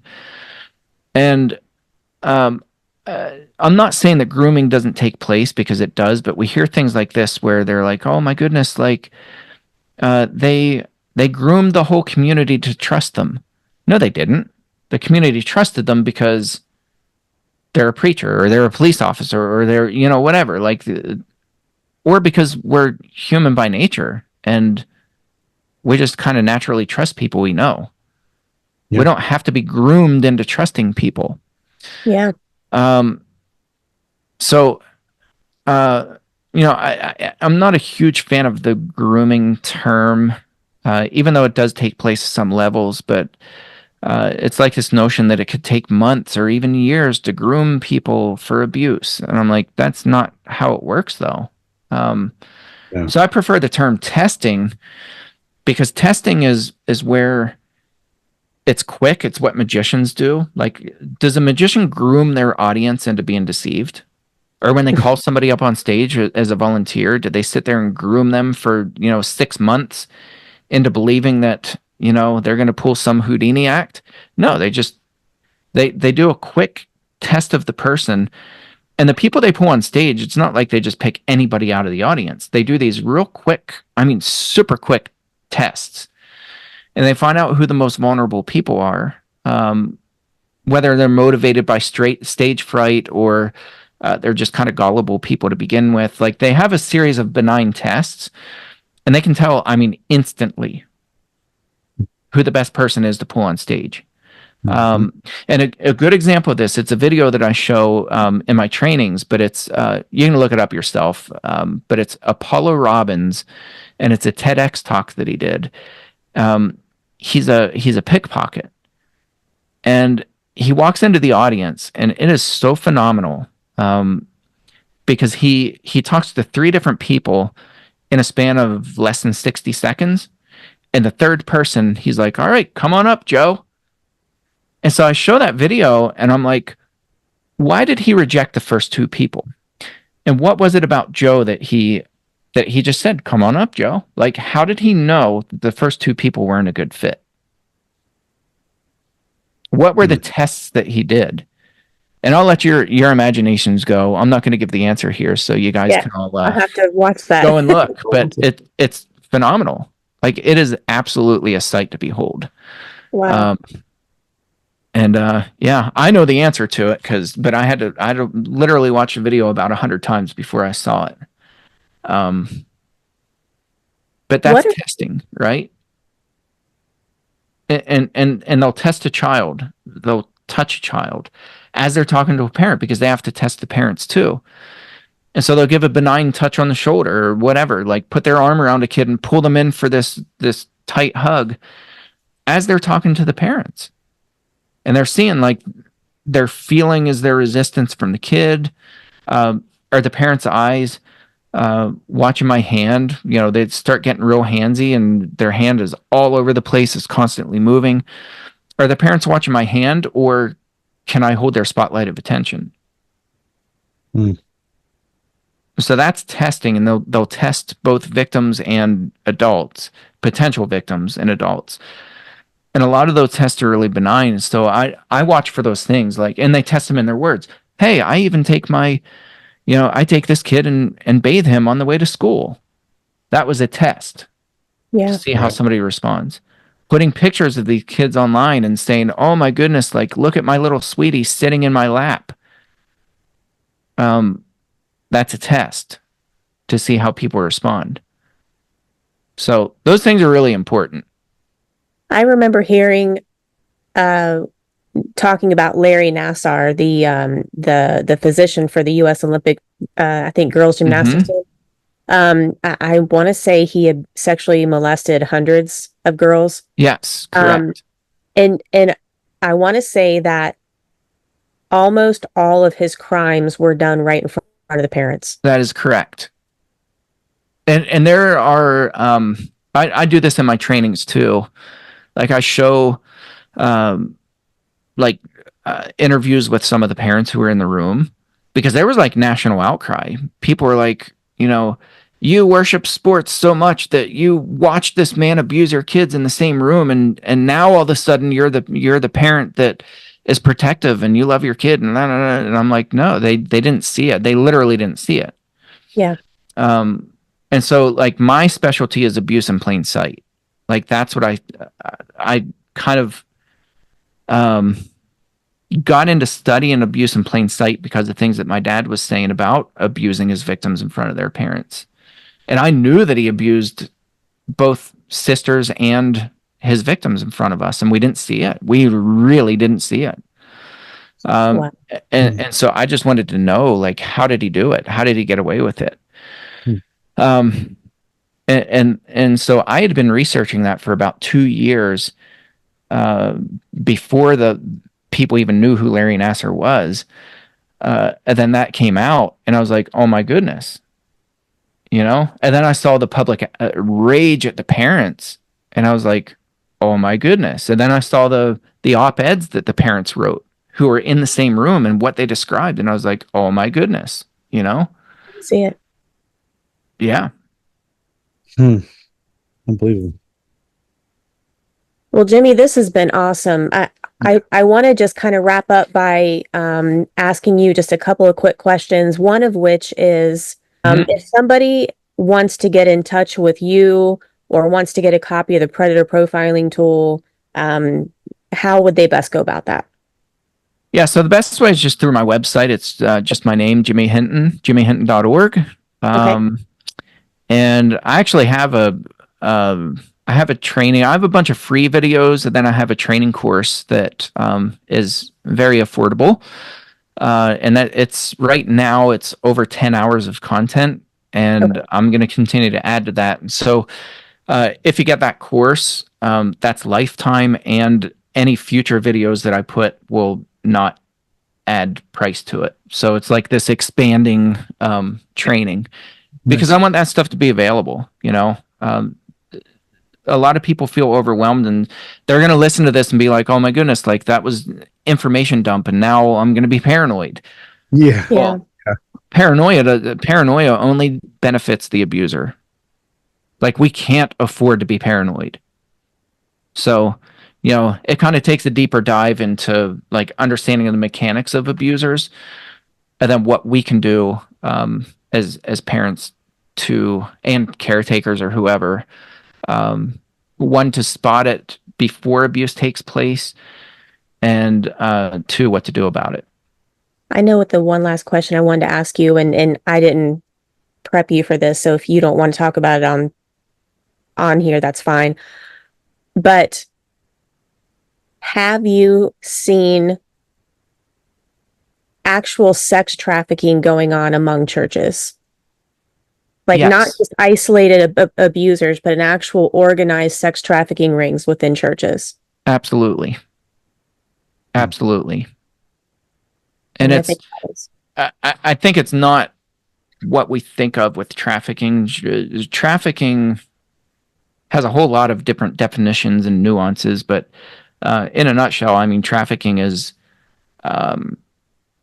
sharing a victim, so to speak. And so, in churches, I'll just cite one as an example, but it's just the first one that came to mind. But it was a church that ran a foster care program, like a foster care ministry, and they had houses like on the church campus, and it was a Church of Christ. Like, this was back in the 70s, Wow. But I think it still exists. I'm pretty sure they're still active, but they would they would pass victims on. So there were like 3 or 4 abusers that were on campus, sexual abusers, and they would they would take a kid, abuse the kid, and then threaten the kid, and then send them over to another home as discipline, right? Because they talked back or whatever. Like they made some bogus crap up, and they would send them to the next home, and they would get sexually abused. And this cycle went on, and they were literally prisoners on their own campus in their own homes. They had nowhere to escape. They had nobody to talk to. Wow. And at that point, even if you have 2 abusers from the same organization, how in the world is that kid going to find somebody to trust to talk to? What would Because be in their mind, they're like, well, if I go talk to this person, maybe they're an abuser too, and they're going to abuse me. And so they don't talk to anybody. Right. What would be your advice for parents? Because this time of year, church camps are a really popular thing, and there's church camps all over the place. And 9 times out of 10, the parents can't go. They send their kids to camp. And what would be your biggest piece of advice to parents who are sending their youth off to camp? Yeah, I mean, we send our kids off to camp, so I don't want people to think that we're like we lock everything down and our kids can't go anywhere. That's just not the case. Right. So we have conversations with our kids before they go to camp. We're very honest too. Like we found out about an instance at the camp that our kids go to, and I guess I can share details. I mean, it's nothing graphic, but it just was the guy that he was one of the board members' spouses, and so he just thought he was the crap, and real flashy and just strutted around campus. Well, he showed up during one of the camp weeks, and there was a bench at the pool, and he went over and sat beside a girl that was in her bathing suit. I sound so old. Swimsuit. I sound like I'm 90. In her bathing suit. So. But he went over and sat beside her and just like had a conversation with her that was. It just made her feel uncomfortable that he came and sat beside her. But then, like, he put his arm up around the back of the bench. He didn't touch her, but he put his arm around the back of the bench and just like, got in too close to her and was asking about her dating life or whatever. And so somebody who worked at the camp told me about that. And so the first thing I did is I talked to my daughter, and I was like, hey, just so you know, this happened at the camp. Here's how they handled it. I thought they responded really well. The guy was uninvited, and he was banned from camp, and that was a big deal because the wife was a board member, and that created all kinds of tension within the board, but they handled it well. And I thought that's a good opportunity to talk to our daughter who's going to camp and tell her, like, hey, you need to watch out for this kind of stuff, and you need to report it like the other girl did. Don't be afraid to report it, even if it makes you mildly uncomfortable. If anybody makes you feel mildly uncomfortable, report it. Tell us, and then report it to the camp. And we're pretty confident that they're gonna take care of it. So that's great. I think unfortunately, our kids are the first line of defense. Yeah, we just have to educate them on the things to look for. Yeah. But I think it's important too for parents to ask questions at the camp. Like ask to see their policy. Mm-hmm. Like, can I have a copy of your handbook? And I just, as a parent who's sending my kid here and I'm paying, some of those camps are pretty expensive. I want to know what kind of training your staff has. I want to know what kind of background checks they have. I want to know what boundaries you have in place. I want to know what the reporting procedure looks like if a kid does get in trouble and needs to tell somebody, like, what's that look like? What's the procedure? Yep. Awesome. Awesome. Yeah. Love it. Well, sir, we greatly appreciate your time. This has been hugely Absolutely. beneficial. I'm really excited to get these 2 interview components published for people to use, and we'll definitely be promoting your website. Well, I don't know about you, but the last 2 interviews with Jimmy Hinton were extremely eye-opening. We just want to take some time to kind of talk about some of the things we learned, and with you all, and just to kind of wrap this part up. I'm sure there will be future talks with Jimmy. One of the thing I'm going to say, what the biggest thing that I took away personally is actually 2 things. One of them is when he mentioned that if you walk away from any conversation with anyone and you feel guilty, it is not something that you did, but you should be looking at that person. Because manipulative people, that's how they get away with a lot of what they do, is they very subtly make us feel guilty. Right. So that's probably the biggest takeaway. And the other one was, if you're dealing with anybody regarding your kids and you express any concern or doubt, a genuine, good-hearted person would be okay with that. If somebody makes you feel guilty for, let's say, not wanting your child to sleep over, or not wanting somebody to transport your child, and there's probably a ton of other examples we could give, a person coming from a good place would not make you feel guilty about that. Absolutely. You stole my thunder. Did I? You can expand on it. What I take out of it, there was so much, but I think we share the similar points. I would say that if I was to say something different than what you just said, then I might look at probably the size of the problem, that it is much bigger than I think we want to admit. And I understand why that exists. Church is supposed to be a safe place. And by and large it is, but our Bible warns us through and multiple times that we are to watch out for wolves. And we're told that they will be there, and we're told how to deal with them and that we should deal with them. So it's not like it should be a shock that this is there, but it still is. It still is. So the fact that this does exist in churches, the fact that it is more prevalent than what we'd like to think that it is, and the damage that it does, because especially for the kids. This would be no different if it was adult, but I think it's worse when it's the kids, because they're still developing their faith. They're developing their mind. They're developing their mind, their trust, their understanding of the human race, almost really. And it is inevitable that some of them are going to superimpose the experience they had on God himself. And so they're going to think that, well, if this happened to me, these people that call themselves Christians did this to me, then this God they talk about, I don't want nothing to do with that. So I think the takeaway from that really hit home there, just how big and bad this problem is, and that we need to do something about it, not just be silent or shove it under the rug. Or I think that would be a big takeaway for me.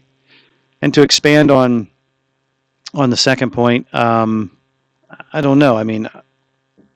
I would just say that when you have those feelings of something's not right, and you do walk away from a conversation where you feel guilty, I think that it's right on the money that a good-hearted person, an actual Christian, is not going to make you feel that way. Yep. Now maybe the first time, maybe unintentionally they might. I might give you that, but not constantly.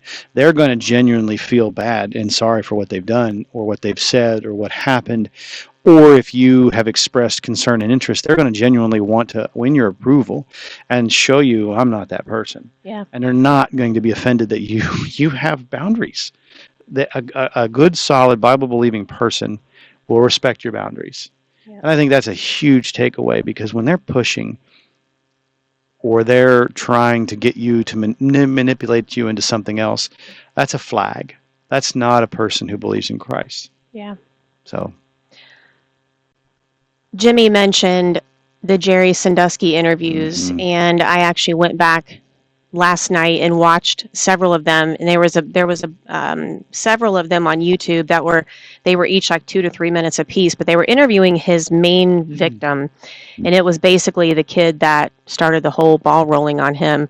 But they interviewed that kid and his mom, and it was uncanny the amount of check boxes that were checked that Jimmy brought up in his profiling tool that Jerry Sandusky, how many boxes he checked. This kid's mother was a single mom. She was struggling to make ends meet. She was tired. She was working. And she said that Jerry befriended her and her son. And he commented, "You must be so tired. Let me take your kid to my house and I'll watch him." And then he offered to have sleepovers. And once he befriended the kid, he insisted that he shower him. And then he said that he was offering counseling. And I'm just sitting there going, man, we just talked about all this. Yeah.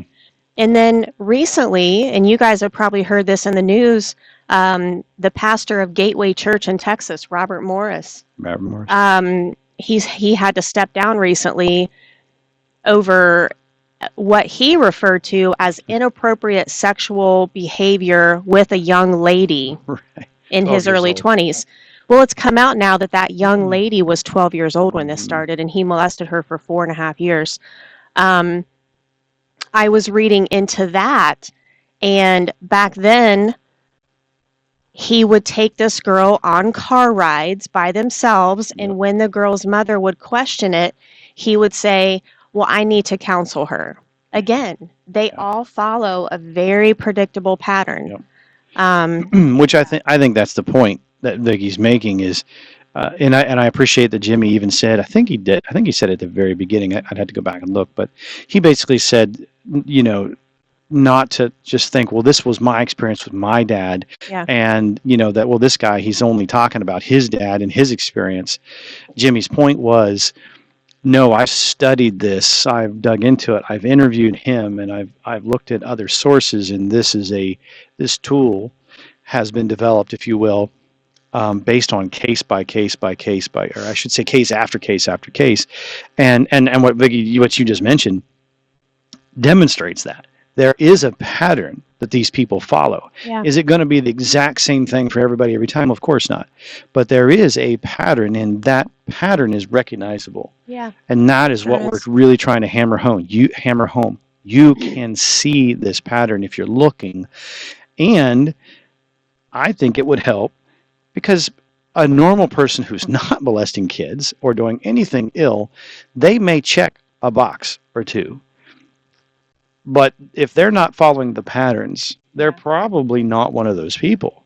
And so that you could help not misidentify somebody and back away and be paranoid when you don't need to be. But if they are checking multiple boxes, flag, you should be doing something. You should be paying attention. You should be maybe reporting it, depending on what's going on. Like, in other words, action should be happening. Another thing that I noticed on, and I'll just use the Robert Morris and the Jerry Sandusky cases because I recently read up on them. The two things that were in common with both of those cases. Now we're talking, Jerry Sandusky, obviously, if anybody doesn't know him, he was the assistant coach for Penn State. That was a huge story. And then Robert Morris was the lead pastor at Gateway Church, one of the, if not the biggest church numbers wise in the United States. One of the things I noticed with the Jerry Sandusky and Robert Morris cases, and this is, I want to say that we talked to Jimmy about this in part 2 of his interview, and going back to what Kenny said about, just because somebody checks one of the boxes doesn't mean they're a sexual predator, obviously. But with both of those men, if you go through, I think there was 12 or 13 categories, if you're checking multiple boxes, they fit a bunch of them. But the two things that I noticed, and Jimmy mentioned this early in part 2, he said if a child, in the first part of the interview, He said if a child, and I mean anybody under 18, so a minor, if there's an allegation of sexual abuse within the church, we're just going to talk about with church circles, but anywhere, you're automatically unqualified to deal with that. And so with the Robert Morris situation, the church elders made a decision not to alert the authorities. Right. There's a lot of details in that we're not going to get into right now. And then with Jerry Sandusky, the mother of they call him victim number one, she alerted the school. She went into the school and she told the school that she wanted to file a police report. And because of who Jerry Sandusky was, he was such, and they actually called him this, a pillar of the community. Yeah. They actually told this mother, I want you to go home and think about it. They never alerted the police. And so that just blows my mind. Yeah. And it was another, like 3 or 4 years that Jerry Sandusky was out on the street abusing kids after they were alerted. Oh, I didn't know that part. So after she reported it and the superintendent told her to go home and think about it, it was another 3 or 4 years before he was arrested. Yeah. Oh, I didn't know that. So this poor young man that had to deal with, and he said he was horribly bullied because Jerry Sandusky had everybody fooled. And the things that came out were just horrendous. And so I think that's another thing that really struck me, and we've experienced this. Church leaders this is an area where I really get angry because they are not doing anything. And this isn't everybody. Yeah. But I'm going to venture to say at least 50%. It's too many. It's way too many. It's too many. And so, a message to church leaders. If you have somebody that comes with allegations of sexual abuse, you are legally obligated to report that to the authorities. Yep. It is not within your boundaries to handle that in-house. Yep. And then a message to parents. I hate to say this, but church leaders are not doing their job. Yeah. They are not watching out for your kids. It is up to you to know what to look for, which is why we did this interview.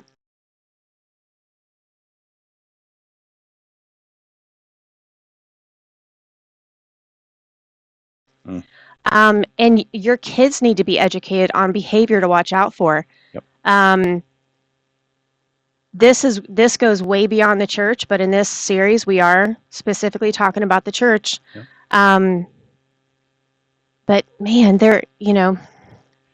Well, if on the parents' side of it, I get that most parents, especially those in what they think is a good church, they're going to trust their leaders and they're going to think that their leaders need to handle it. And that's Vicky's point is you should not. I don't care how good they seem to be. And even if they really truly are, and here's the point, if they really truly are good leaders, they will immediately recognize this and say that this needs to be investigated and handed over to authorities. Yeah.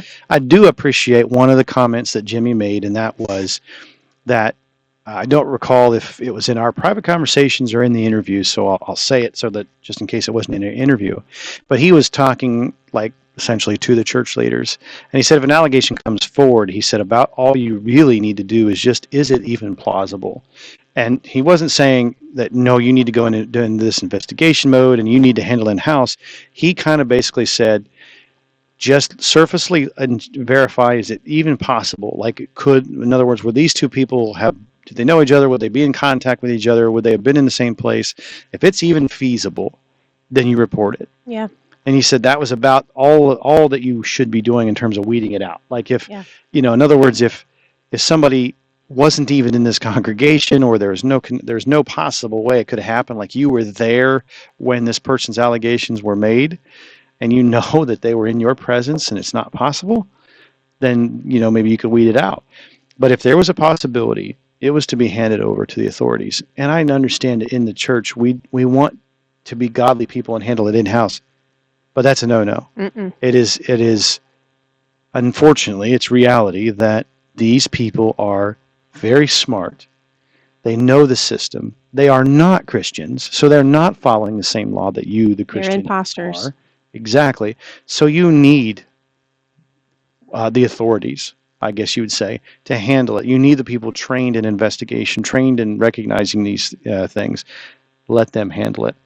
So, I mean, there's not much more to say to that, but I think that it is a great point that parents don't trust the eldership, and I don't say that disrespectfully. Take it to authorities, and the leaders in the church take this to the authorities. Don't sit on it.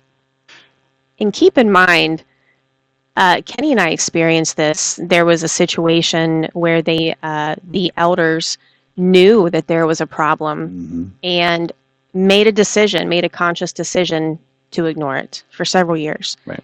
And this goes on everywhere. And so when you have an eldership or church leaders that are ignoring abuse, like Jimmy said, you need to find a new church. Another thing we have noticed, because we're talking about wolves in sheep's clothing here, let's say that you have a man in the church who has proven themselves to be a wolf. I'm sure that I didn't come up with this phrase, but I've been using it because it's applicable. But wherever there's a wolf, you're going to have the wolf pack. And the wolf pack is a group of people who protect the wolf. Either they're manipulated themselves and deceived, or they themselves are wolves. And so it can be really difficult because oftentimes, in the case of Robert Morris out in Texas, he's obviously a wolf in sheep's clothing, and it sounds like the entire eldership is protecting him. Yep. And this is a message directly to you church leaders when I talk about this. In the Robert Morris case, it came out that the eldership knew that this young woman was 12 years old when he abused her, and they did not report it to the authorities. Right. And so when this whole case plays out, there's a very real chance that they could be held legally liable for this. So just know, elders, church leaders, if you receive an allegation of abuse and you don't report it, as Jimmy said, your church may not be insurable and you may be legally liable. That is a mandated reportable offense. Yeah. And it's not up to you, by the way, to determine if it's a false allegation. That is not your job. Yeah.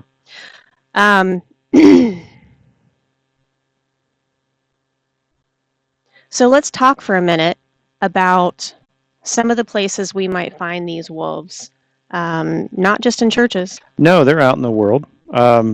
I know that both of us are in the automotive industry. Well, Vicky isn't anymore, but I still am. And I know that it's there because I saw it, and you definitely saw it, and we have heard reports of it. So, it's the work. It's easy to say the workplace is a big one. How much workplace abuse, how much workplace sexual allegations, or whatever you hear come out. Lots and lots and lots of them come out in the workforce. They're coming out from schools. A lot of them in schools we're hearing about. Sandusky was involved with Penn State, right? He was a Penn State coach, but he was also, and I don't know the ties, but he was also very close with the local school system there. Okay. Because so some of his victims were from the school? Yeah. And the other thing about Jerry Sandusky too, and this applies to, we talked about Clyde Brothers. He was the gentleman that we spoke about with Jimmy Hinton. Clyde Brothers started a kids camp out in Pennsylvania, and that's where a lot of his victims came from. And then talking about Jerry Sandusky, he started a foundation, don't quote me on the name, but I want to say it was called the 2 Mile Club. And it was specifically a foundation for kids from troubled pasts, and almost all of his victims came from there. So again, when we're talking about where these predators can be found, and we're talking specifically about sexual predators with kids, we're looking at preachers, youth pastors, camp counselors, song leaders. A lot of church circles have song leaders, and a lot of them will focus on teaching young boys. Teachers, anywhere where there's kids, there's going to be predators. Mm-hmm. And so one of the things I wanted to bring up is part 2 of the interview is where Jimmy went over in detail some of the behaviors to look for, and that his predator profiling tool, even though it was created for church circles, you could easily use this in school settings, camp settings, really anywhere where there's kids. Right. Anywhere that they're, and the reason is these people are, they want to have a I hate to say it like this, pool of victims. Yeah. And they're going to have the higher chance of multiple victims. And that's another disgusting fact, is that many of these people have many victims, many victims. You may only hear about a couple, maybe especially the ones that make the news. I don't know, and I don't want to presume that the most recent one with Robert Morris is just that one victim, but I am highly willing to bet more victims will come out. And that isn't, I'm sure that there might be a case where somebody has an accusation and then all of a sudden these people come out and they're not real, right? They just say it because maybe this person was a kind of a jerk and everybody kind of wants to jump on the bandwagon. I'm sure that does happen, but most of the time, the reason why nobody speaks up until a breaking point is hit and that first victim comes out and then suddenly there's a flood is mostly because those people are scared, embarrassed, scared, or they did try to come forward. And in the cases that we've given where the eldership denied talking to them, or they threw it under the rug, or somebody said, go home and think about it, whatever you want to say, that person, they're already being abused. And now nobody believes them. Yeah. What would you do? A lot of those people go underground, or they kill themselves, unfortunately, or I'm just going to push it away and not talk about it. Jerry Sandusky's victims were young boys, teenage boys. His victim preference started around age 10 and went all the way up to 18 to 19. And victim number 1 said he was around 9 or 10 years old when Jerry first started coming to his mom's house and offering to take him. And he described, he said Sandusky's basement was like a little boy's dream. There was video games and ping pong tables and everything a little boy would love. And he said he loved being over there. And he described how the things that he would do were subtle at first. He would just, put a hand on his leg just to see. And that's what Jimmy talked about, the testing, because he wanted to see how far he could go. How will they react? And then he would put him on his lap and act like he was driving the car. And it progressed from there and to the most horrible things you can imagine to this young boy. Right. And he finally did tell his mom, but I think it took him 4 years or more. But he said he tried to kill himself twice before he told his mom. And when they asked him, why didn't you tell your mom earlier? And he said, this was a boy who had been raped by a man that he looked up to. And so he said he was ashamed. I think his actual comment was, what was I going to say to my mom? Yeah. And that's all too often what we hear. All too often, the victim is made to feel bad and horrible and feel like they're the one in the wrong. They're the one that committed the horrible act. And yet they're the victim. They're the one who is being abused. Yeah. And it's just, man, it's such a shame. And then that person's got to live with that for a lifetime. Yeah. This young man that we're talking about, Jerry Sandusky's first victim, he said in the 3 or 4 years between when his mom first reported it to the school to when Jerry Sandusky was actually arrested, he said he suffered the most horrible bullying because, I mean, if anybody knows about the Sandusky thing, that was such a huge deal. I mean, he was like a god in the Penn State area, and everybody thought that he was the victim, and Jerry still to this day makes himself out to be the victim. So such a shame.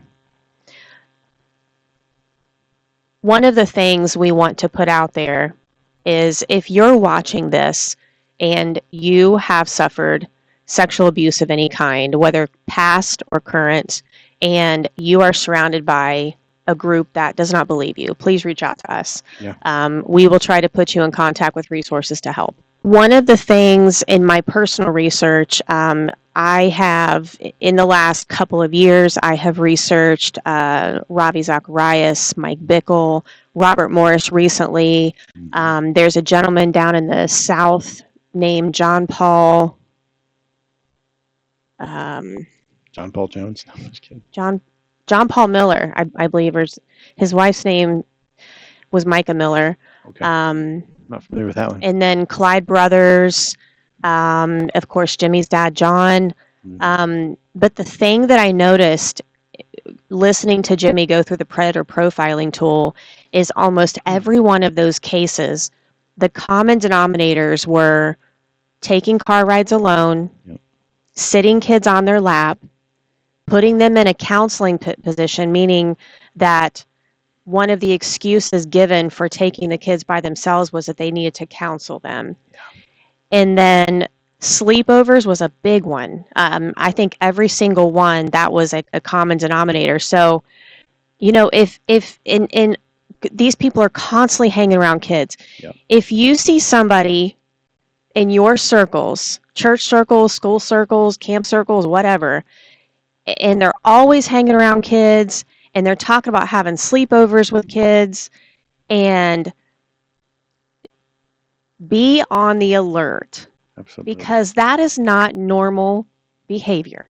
I think the biggest thing that parents need to do, because we can't be everywhere our kids are, and like Jimmy said, this time of year we're sending our kids off to camp. Right. We don't want to keep them home all the time. Right.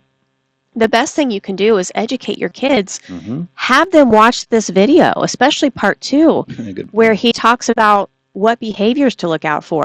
Because if the kids are at camp, they are their first line of defense. So keep an open line of communication. Sit down with your kids. Ask them. Did anything happen? Did anything happen? And make sure that they know you're not in trouble, because one of the things that these abusers do, in fact, I think it was Jerry Sandusky told one of his victims, if you tell, you'll never see your family again. And so who knows all of the different lines that these abusers use, but they are good at manipulating these kids to not say anything. Right. And so keep the line of communication open with your kids. Let them know that nobody's ever to touch them. Right. Period. Right. That they can trust you amongst everyone else. And I think maybe to tie it up, the reason why I say that you be involved in their lives is because you can say the words, you can trust me, or you should trust me above anyone else, but that's earned, right? That if you demonstrate to that child that they can trust you and you've given them a safe place to talk with you about anything, then if something like this happens, if someone tells them that you're going to never see your parents again, and they have this full trust with you, it may not happen, but they at least might have a motivation to say, you know, this is what so-and-so said to me. Yeah. And versus, and again, I don't know that situation, so I'm not trying to put this on that mom. I don't know what happened. But I can say this for sure from experience with our own children, that if they fully trust you and you've truly earned that trust, there's going to be a better chance that if something wasn't right, they will tell you. Yep. So keep that in mind. Take that to heart. We do want to say before we close out tonight, we've talked between the 2 interviews, there's probably almost 4 hours of content here. Yeah. We are going to add timestamps to the description box. So if you want to go to the description box and more quickly navigate through, or maybe look for targeted information, you're welcome to do that. Mm-hmm. We are also going to leave links. One of the things that came out recently, we mentioned earlier, I believe on part 1 of the interview, that the Southern Baptist Convention has been in the news recently. I mean, it's been in the news for a while, but it's really amped up recently because it was discovered that they had a private 200-page document Oh, yeah. that they were I keeping remember this. in-house with all of the sexual offenders. Now, this is nationwide. There's a lot of Baptist churches who are part of the SPC, but this private document has been made public. And so I'm gonna attach this document to the description box. We're going to post links about the research we've done on Robert Morris and Mike Bickel and John Paul Miller, Clyde Davis. So all of the people we've talked about, all of the examples, Ravi, Zacharias, please look in the description box for all of the research that we've done. I encourage you to watch this. It is disturbing. It's eye-opening, but you need to be informed. Amen. All right. Well, please reach out. We will leave contact information in the description box. We hope you have found this informative. We hope to have Jimmy back again soon, and Yeah. we'll see you on the next podcast.